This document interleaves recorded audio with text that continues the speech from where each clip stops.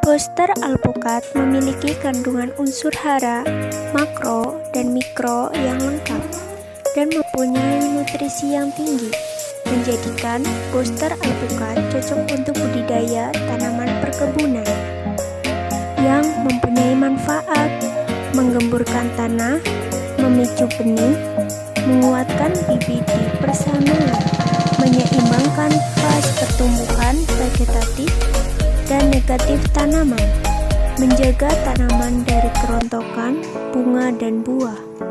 Dosis 1/4 gram per liter air.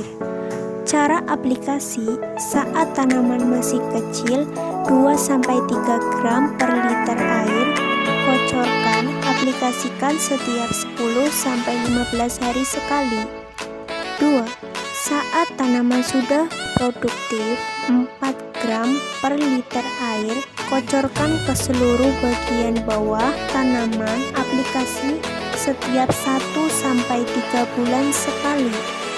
Selanjutnya, setiap kali habis petik atau panen, kocorkan booster alpukat ke batang bagian bawah.